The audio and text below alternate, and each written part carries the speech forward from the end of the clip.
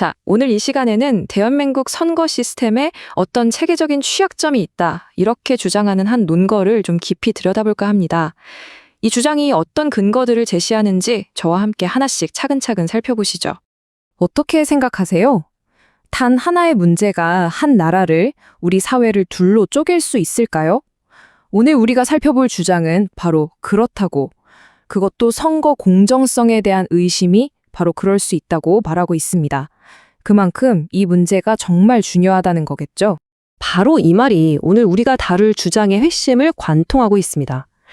그러니까 선거를 둘러싼 여러 의심들이 풀리지 않고 계속 쌓이면서 결국 대한민국이라는 공동체의 깊은 균열을 만들었다는 그런 이야기입니다.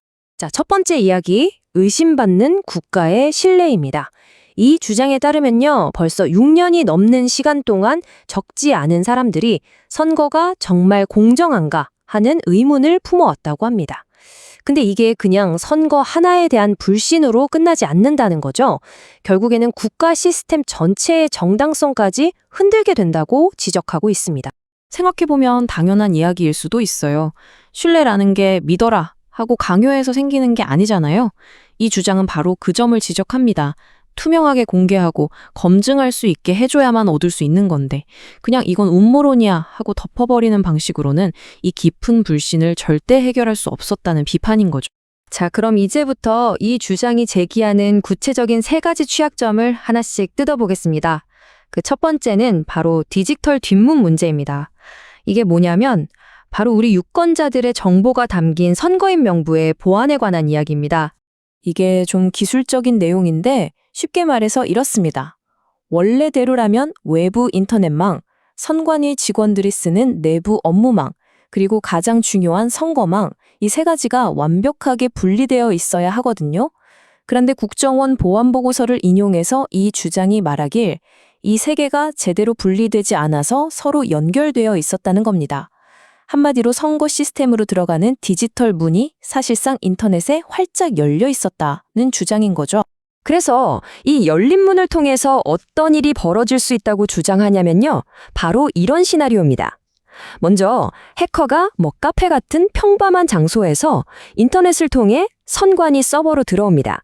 그 다음엔 공식 선거인 명부에다가 실제로는 존재하지 않는 유령 유권자를 슬쩍 추가하는 거죠.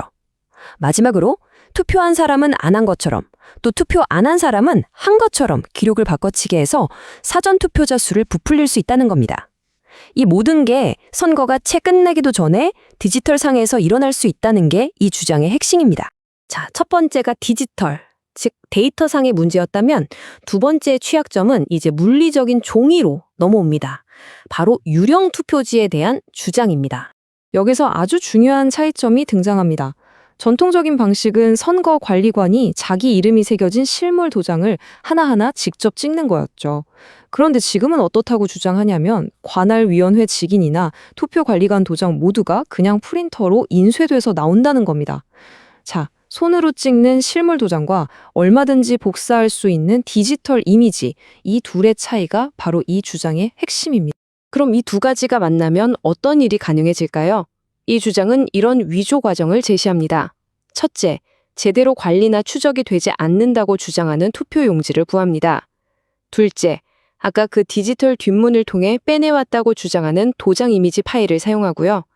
셋째, 이 두 가지를 합쳐서 위조된 사전 투표지를 대량으로 찍어낸다는 겁니다.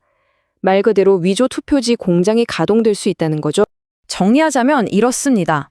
이 주장에 따르면 위조 투표지를 만드는 데 필요한 세 가지 핵심 재료, 즉 통제되지 않는 공식 투표용지, 훔친 디지털 도장 이미지, 그리고 쉽게 구할 수 있는 인쇄 프로그램, 이 모든 것이 사실상 무방비 상태로 노출되어 있었다는 겁니다.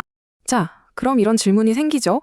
알겠습니다. 유령 유권자 명부도 만들고 위조 투표지도 만들었다고 칩시다. 그런데 그 가짜 투표지를 어떻게 진짜 개표 과정에 집어넣을 수 있을까요? 바로 이 결정적인 질문에 답하는 게 세 번째 취약점, 우편물 바꿔치기에 대한 주장입니다.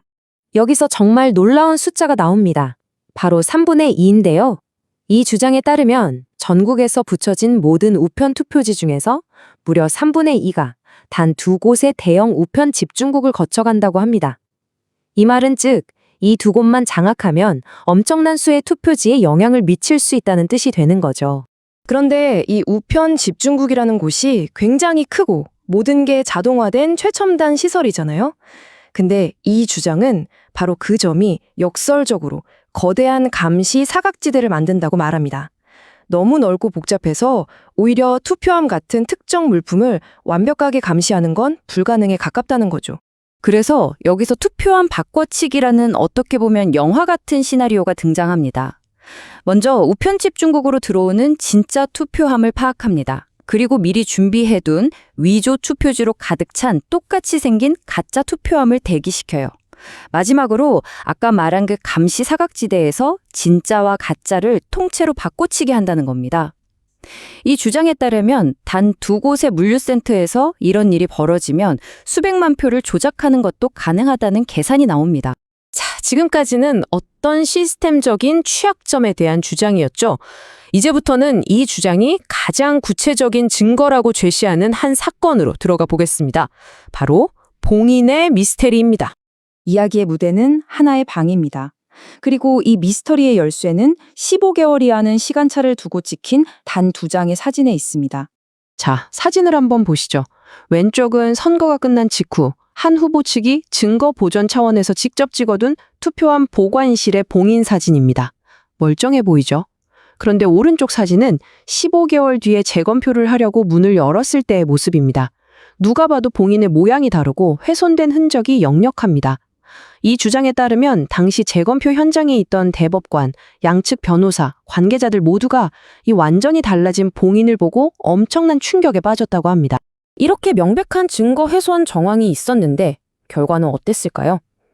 경찰 수사는 용의자를 특정할 수 없다는 이유로 중지되었습니다. 이 주장은 바로 이 지점, 그러니까 이 미스터리가 풀리지 않고 그냥 덮여버린 이 사건이 시스템에 대한 신뢰를 결정적으로 무너뜨렸다고 말하고 있습니다. 자, 결국 이런 봉인의 미스터리 같은 사건들이 해소되지 않으면서 우리 사회가 어떻게 됐다고 이 주장은 진단할까요? 바로 하나의 공화국, 두 개의 현실이라는 상황에 이르렀다는 겁니다. 이게 무슨 말이냐면요. 한쪽 현실에서는 시민들이 이건 말이 안 된다. 국가가 나서서 의혹을 철저히 조사하고 시스템에 대한 믿음을 회복시켜야 한다고 믿고 있습니다.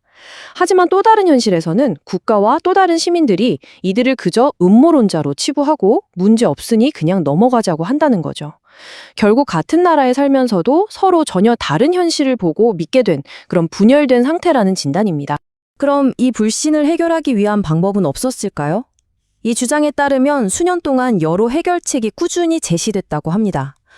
예를 들면 논란이 많은 사전투표를 아예 없애자거나 투표가 끝나자마자 그 자리에서 바로 개표를 하자는 제안, 또 프린터로 찍는 도장 대신 예전처럼 관리관이 직접 실물 도장을 찍게 하자는 것 등이었죠. 하지만 이 주장에 따르면 이런 합리적으로 보이는 제안들이 번번이 거부되어 왔다는 겁니다. 자, 오늘 살펴본 이 주장은 우리에게 아주 근본적인 질문 하나를 던집니다. 한번 무너진 시스템에 대한 믿음, 이 신뢰를 다시 쌓으려면 과연 무엇이